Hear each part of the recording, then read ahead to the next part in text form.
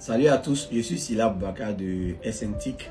Je fais des vidéos de motivation pour challenger, pour motiver toutes les personnes qui sont issues de familles défavorisées, qui pensent qu'on ne peut pas partir des zéros pour réussir, tout simplement parce qu'on pense que tout est perdu. Au lieu de condamner un adulte, il faut éduquer un enfant. Ça, c'est ma philosophie de vie. Aujourd'hui, pour que nous ayons une société parfaite, qui s'approche de la perfection, nous devons éduquer nos enfants. Voilà. Dans ma série de vidéos consacrées à la rentrée scolaire, j'ai eu des retours d'un certain nombre de parents qui disent qu'ils ont du mal à donner les consignes à leurs enfants. Les enfants ne les écoutent pas. Les enfants en font qu'à leur tête. Les enfants ne font pas d'exercice. Ils ont du mal. Si nous voyons aujourd'hui que nous avons beaucoup d'état dans la société, c'est parce que nous sommes confrontés à l'indiscipline. Et cette indiscipline-là provient de l'éducation que les enfants ont reçue. Comment vous pouvez imaginer quelqu'un que vous avez mis au monde, quelqu'un qui est tout petit, qui s'est appuyé sur vous, qui s'est accroché sur vous, quelqu'un, vous avez voulu le meilleur pour la personne, vous avez éduqué la personne, vous avez saigné pour la personne et vous arrivez à un niveau où la personne ne vous écoute plus. Il faut se poser des questions. Donc mon intervention d'aujourd'hui, je vais aborder les raisons pour lesquelles, pour ma part, nous arrivons à ce niveau-là. D'abord, pour qu'un enfant soit discipliné, il faut que l'enfant soit respectueux. Et la base du respect, c'est l'humilité.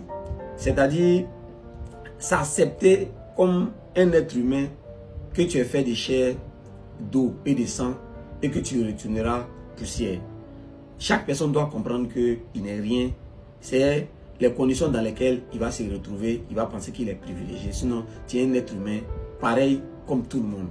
Mais comment inculquer les valeurs d'humilité à un enfant pour que l'enfant puisse respecter d'abord ses parents, respecter son entourage et être sociable dans l'entreprise.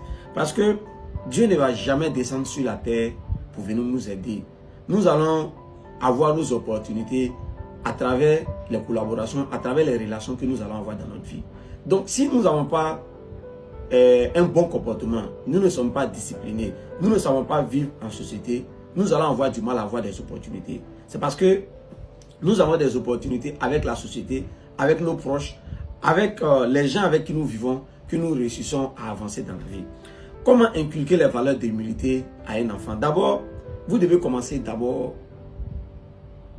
à lui faire des tâches qui sont proches des gens qui ont un niveau de vie socialement bas, c'est-à-dire les tâches ménagères.